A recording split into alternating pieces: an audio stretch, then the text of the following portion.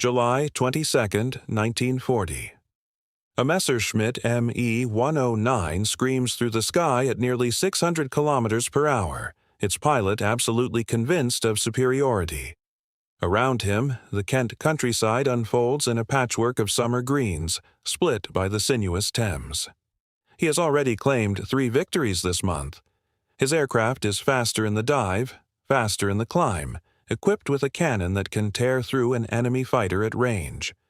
Below him, a Supermarine Spitfire banks hard to the left, and the German pilot adjusts his aim. He pushes the stick forward to dive and close the gap. But something unexpected happens. The Spitfire turns inside him. Not by much, but enough. By the time the German pilot realizes what has occurred, the British fighter has already latched onto his tail, and the rattle of machine gun fire fills the cockpit. Within seconds, his canopy is shattered, his windscreen opaque with hydraulic fluid. The Me 109 begins a desperate dive, trailing smoke, and the pilot knows he will not be coming home. The Spitfire has won not through raw speed or firepower, but through something far more profound: knowledge. A knowledge that would fundamentally alter the course of air combat over the next 4 years, turning British fighters into the executioners of the Luftwaffe. This is a story of how British pilots discovered a trick so elegant, so devastatingly effective, that it would cost Nazi Germany thousands of aircraft, and would rewrite everything the German Air Force believed about fighter superiority. It is a trick that had nothing to do with technology, weapons, or horsepower, and everything to do with understanding your enemy's weaknesses better than your enemy understands them himself. The summer of 1940 was supposed to be Germany's moment of triumph in the air. The Luftwaffe had swept through France in a blur of victories, crushing French aircraft on airfields and in the sky with contemptuous ease. The Me 109, with its powerful Daimler-Benz engine and reputation for ferocious performance, had become synonymous with German air superiority. To the German High Command and to the pilots of the Luftwaffe, the conquest of British airspace seemed not merely probable but inevitable. The RAF fielded decent fighters in the form of the Spitfire and the Hurricane, certainly, but the mathematics of the situation were unambiguous. Germany had more aircraft, more experienced pilots fresh from victorious campaigns, and a machine, the Me 109, that was faster and more heavily armed than anything the British could field. What Germany had not anticipated was the peculiar British genius for extracting maximum advantage from limited resources through careful observation and rigorous experimentation. As Luftwaffe bomber streams began their daily assault on British airfields and industrial centers, RAF squadron leaders were watching with meticulous attention. They watched how the Me 109 behaved in combat. They noted its strengths and, more importantly, they began to catalog its weaknesses.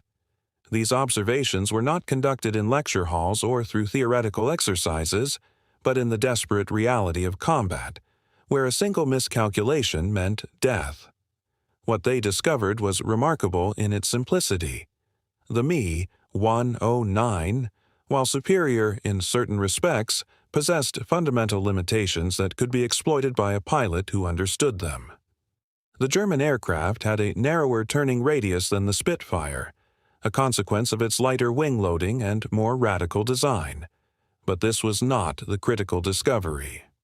The critical discovery concerned what happened when a Me 109 pilot attempted a sustained turn, something that pilots of the Luftwaffe, trained in the aggressive tactics that had worked so devastatingly in Europe, attempted regularly.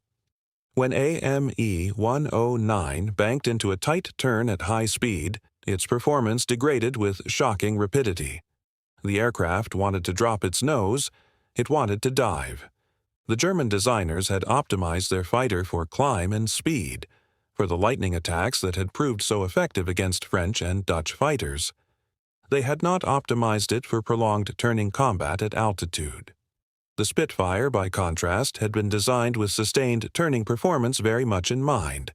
It was a more conservative design in many respects, less radically optimized than the Me 109, But this conservatism possessed considerable virtue. The aircraft could maintain a tight turn at altitude without the catastrophic performance loss that affected the German fighter. Recognize this single fact, and the entire character of air combat changed. A British pilot encountering a Me-109 no longer needed to outdive it or outclimb it. He simply needed to turn. But knowledge, as it turned out, was not quite enough without application. The RAF needed to transform this understanding into doctrine, into a set of procedures that could be taught to hundreds of pilots operating from dozens of airfields. The solution came in the form of a remarkable document, circulated among RAF squadrons in the late summer of 1940. It became known informally as the Fighting Memo, though its official designation was considerably more mundane. This memo contained something revolutionary, detailed tactical guidance on how to fight a Me-109 and live. It specified the altitude at which a Spitfire possessed its greatest advantage. It described the maneuvers that would place a German fighter at a disadvantage.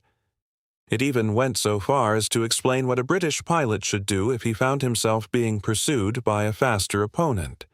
The answer was disarmingly simple. Turn. If you are finding this interesting, a quick subscribe helps more than you know. We have so many more stories like this one, tales of British ingenuity, resilience, and the small tactical innovations that shifted the balance of history. The distribution of this information through RAF squadrons represented something more than merely tactical instruction. It represented the institutionalization of learning. Every pilot in fighter command knew, or soon came to know, that the Me-109 could not turn with a Spitfire in certain regimes of flight.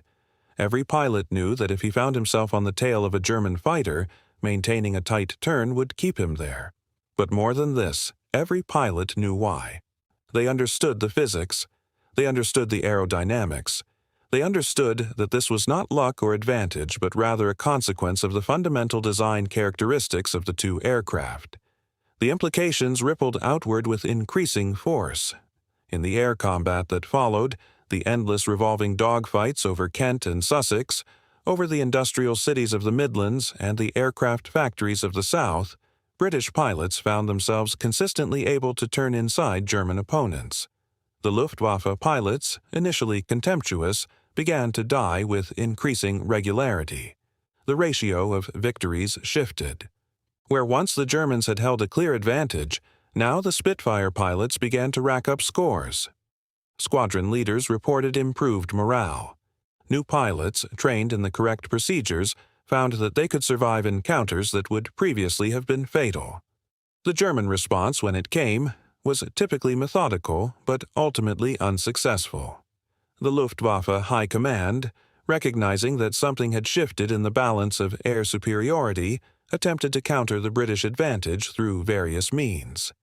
They tried restricting Me-109 pilots to more conservative tactics, attempting to minimize the vulnerability in the turning envelope. This merely made them more defensive, more cautious.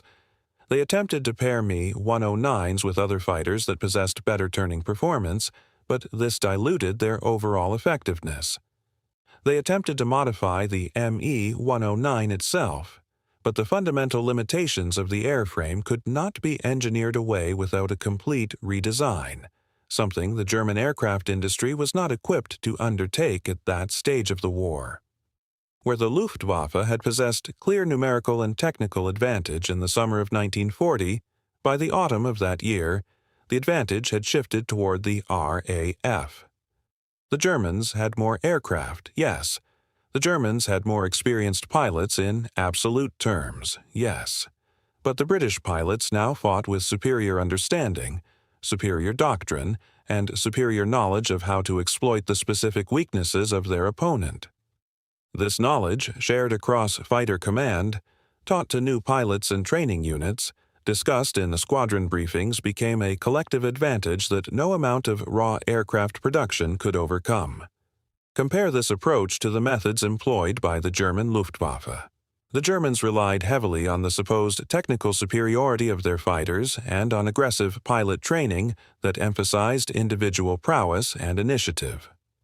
The Me-109 was, in many objective measures, a more advanced aircraft than the Spitfire.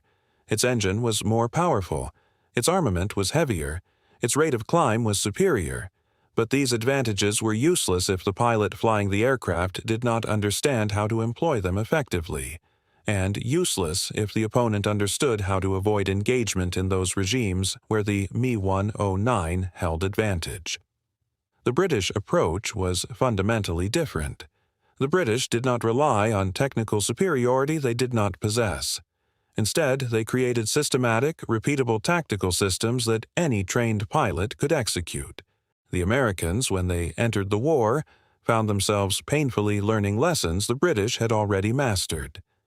The P-51 Mustang and P-47 Thunderbolt, superior aircraft in many respects, often found themselves in difficulty when piloted by newcomers who did not fully appreciate the turning advantages or disadvantages of their machines. Experienced British pilots, by contrast, could transition to American aircraft and immediately apply their hard-won knowledge. They understood not just how to fly their aircraft, but why they were flying in a particular way.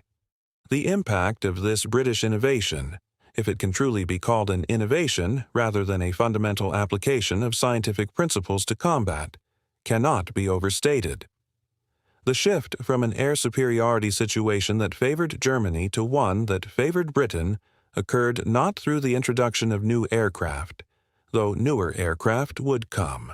It occurred through understanding, through the systematic application of knowledge, through the recognition that air combat, despite its speed and intensity, follows certain immutable rules, and that those who understand those rules hold an advantage over those who do not. By the time the Luftwaffe attempted to resume daylight operations in 1941, the advantage had shifted so decisively that German fighter losses became unsustainable. The loss rate of experienced German pilots accelerated, and as those experienced pilots were lost, they could not be adequately replaced. The training pipeline that had fed the German Air Force in 1940 could not sustain such losses. British pilots, by contrast, were steadily gaining experience. The oldest hands taught the newcomers. The tactical lessons learned at such terrible cost were passed down systematically. The British advantage, once established, fed upon itself. Experienced pilots survived to become squadron leaders. Squadron leaders survived to pass on their knowledge. Knowledge became doctrine. Doctrine became standard procedure. Standard procedure became unbeatable advantage. The turning advantage that Spitfires held over Me-109s became legendary in RAF circles, celebrated in squadron histories and memoirs, discussed with reverence by pilots who had staked their lives on exploiting it. Yet it was never a secret in the sense of classified intelligence or hidden technology. It was simply knowledge, hard-won in combat and carefully organized into a system that could be taught. The Germans knew eventually that they were at a disadvantage in turning combat. But knowing and being able to counteract the problem were two different matters. The Me-109 was what it was. Its design characteristics could not be fundamentally altered. German pilots could be instructed to avoid turning combat, but in the desperate intensity of air combat, pilots do not always have the luxury of choosing their engagement parameters. A Spitfire on your tail has a way of forcing decisions that you might prefer not to make. The legacy of this British innovation extends far beyond the Second World War. It established principles that would define air combat doctrine for decades to come. The importance of understanding your aircraft's capabilities and limitations, the critical value of systematic training, the advantage that knowledge confers in combat. When later air forces, American, British, French, and others, developed their own fighter aircraft and fighter tactics, they did so with the hard-won understanding that technical superiority alone does not guarantee victory. You must know how to fight. The Spitfires that exploited the Me-109's turning radius are now museum pieces. The surviving examples are maintained with meticulous care in aircraft museums across the United Kingdom and beyond. The RAF Museum at Hendon holds several examples, fully restored and displayed with documentation explaining the aircraft's role in the Battle of Britain. The Science Museum also maintains a Spitfire, as does the Imperial War Museum. These aircraft, now silent and still, carry within their structures the memory of a time when the difference between them and their German equivalents was not horsepower or firepower, but understanding. Walk around one of these preserved Spitfires today, and you are looking at an aircraft that changed the course of history not through revolutionary technology or overwhelming firepower, but through something far more subtle: the application of knowledge. The elliptical wings that gave the aircraft its distinctive profile were not merely beautiful. They provided the aerodynamic characteristics that allowed sustained turning at altitude. The light but robust construction allowed the aircraft to withstand the stresses of the turning maneuvers that the Spitfire pilots routinely executed. The placement of the engine, the distribution of the fuel, the design of the tail surfaces, every aspect of the aircraft reflected a philosophy that valued turning performance and sustained maneuverability over the raw speed and climb that the Germans prioritized. The British trick, ultimately, was not a trick at all in the sense of deception or subterfuge. It was the application of rigorous observation, careful analysis, and systematic instruction to the chaos of combat. It was the recognition that air combat could be studied, that patterns could be identified, and that those patterns could be exploited by pilots armed with knowledge. It was, in essence, the application of engineering and scientific principles to warfare.